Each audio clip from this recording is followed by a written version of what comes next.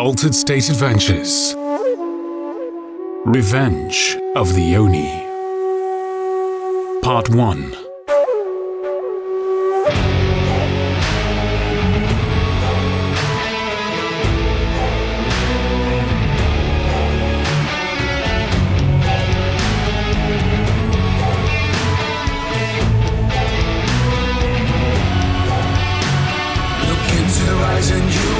Two adventurers with a destiny. Their blades are sharp, their aim is true. Facing danger, not a gun for you. Altered State Adventures. Altered State Adventures. Altered State Adventures. Altered State Adventures. Altered State Adventures. Altered State Adventures. Altered State Adventures.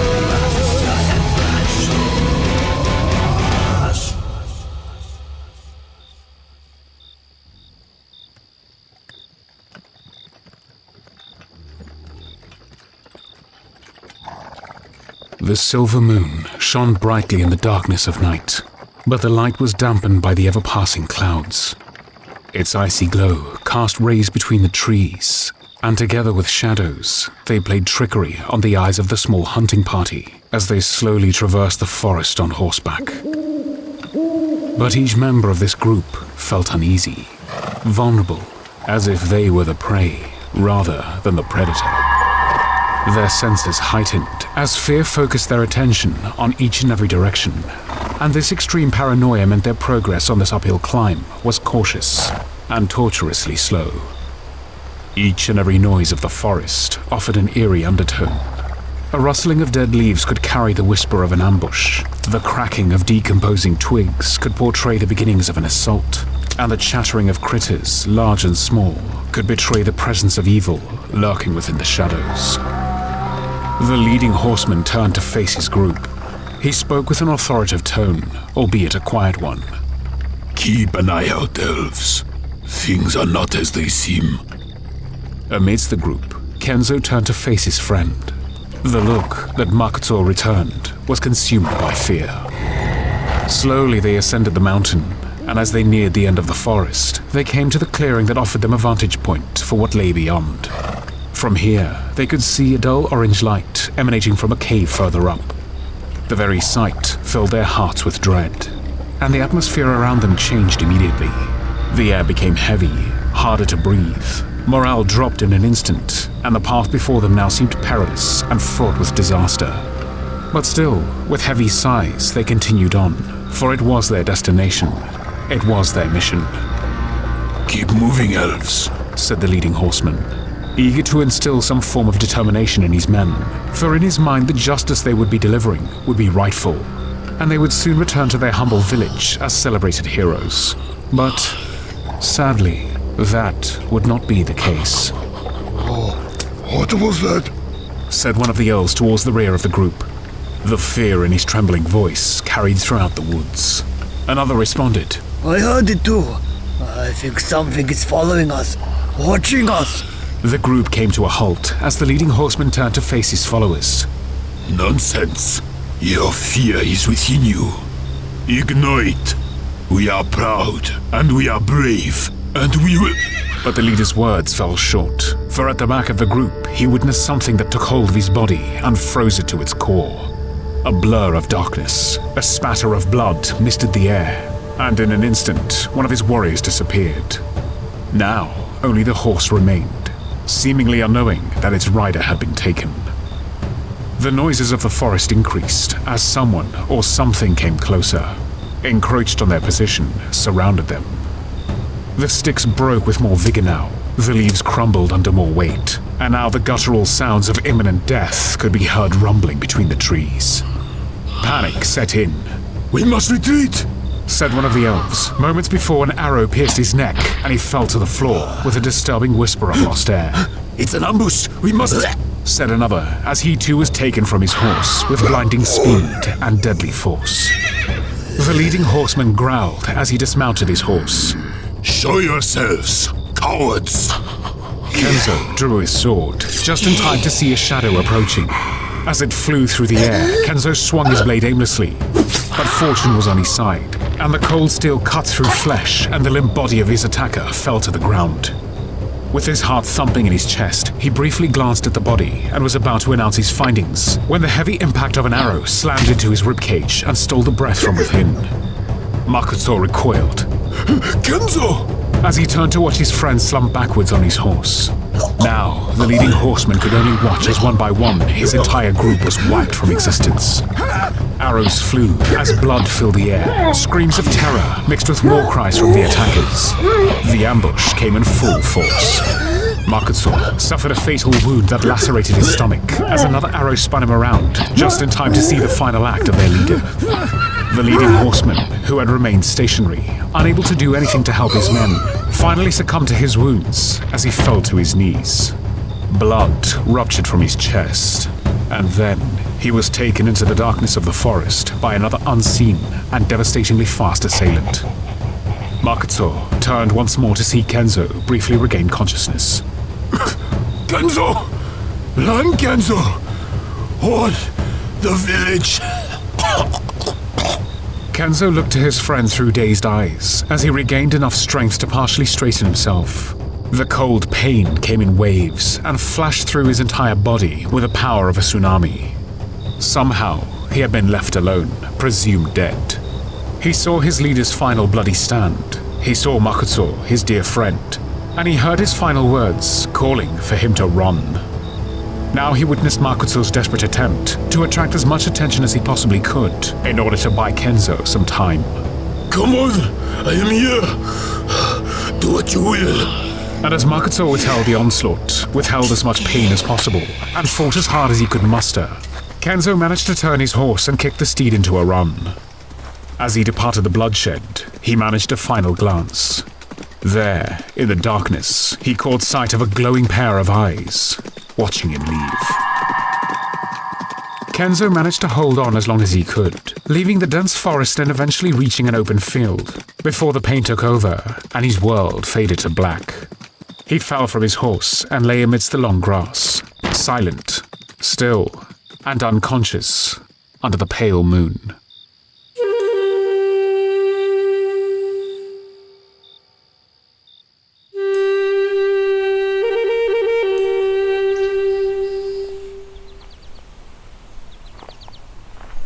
Pazrael and Krumpet walked side by side.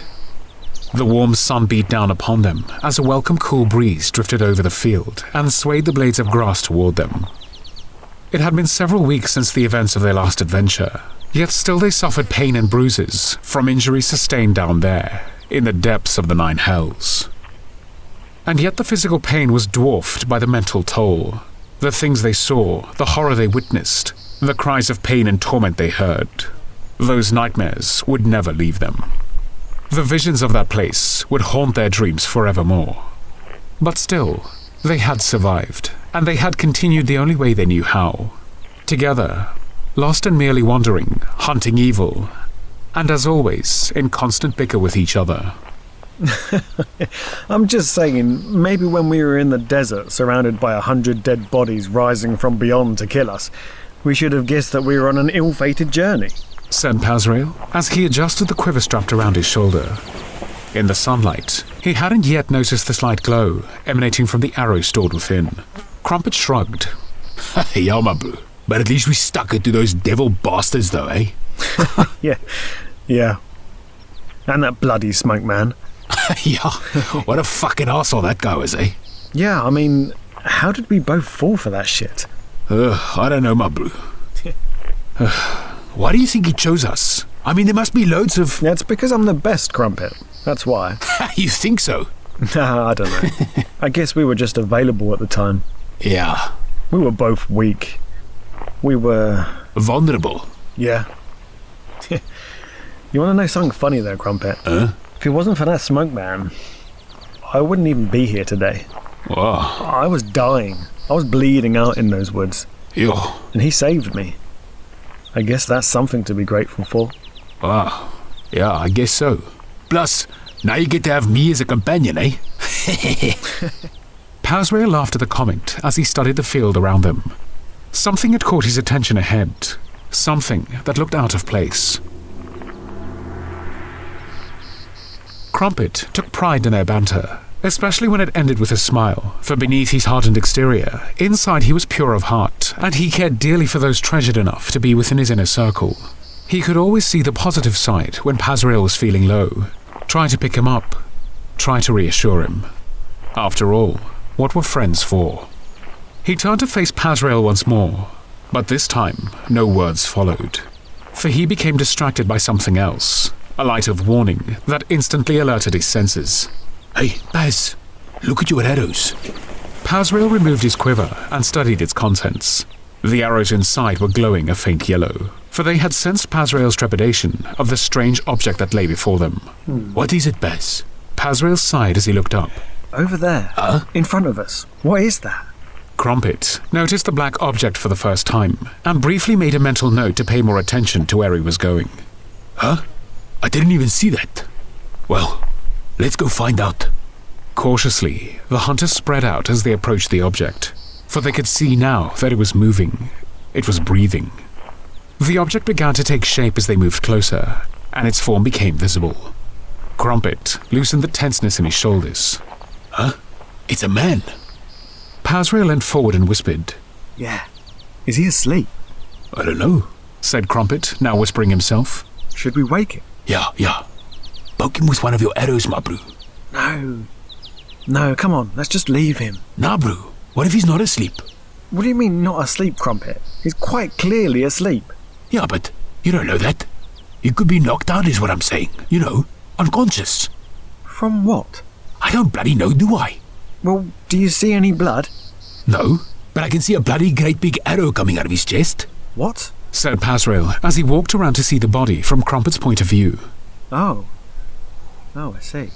Yeah, exactly, my bro. Well, why didn't you say that in the first place? I didn't notice it at first, did I? Okay, well, what should we do then?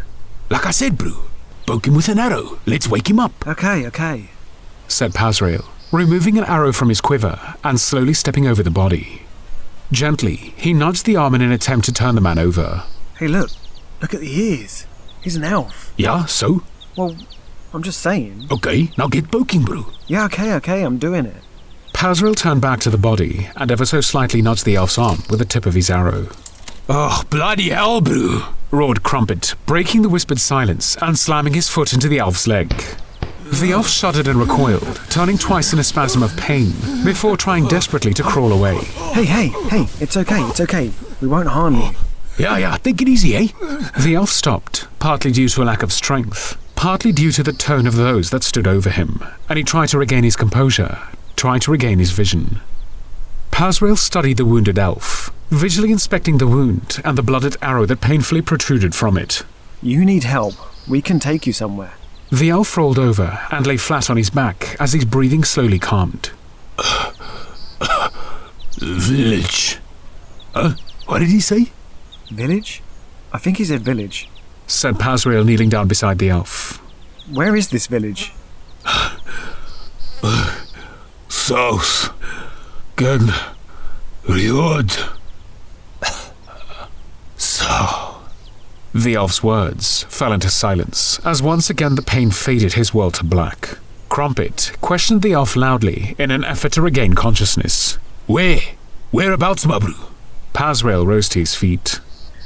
He's gone again. Yeah. What should we do? He mentioned the reward, right? You heard that too, eh?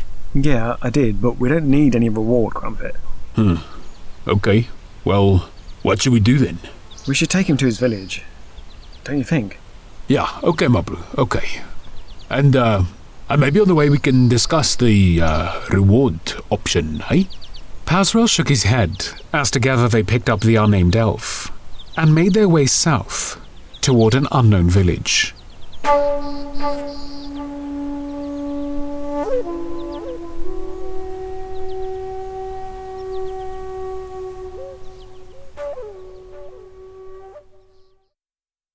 Hey there, this is Marchand Steenkamp, voice of Krumpet van Tonder. If you like what we're doing, then you can help us grow by liking and reviewing our content, as well as subscribing to our channel. We thank you, and we'll see you next time on the channel.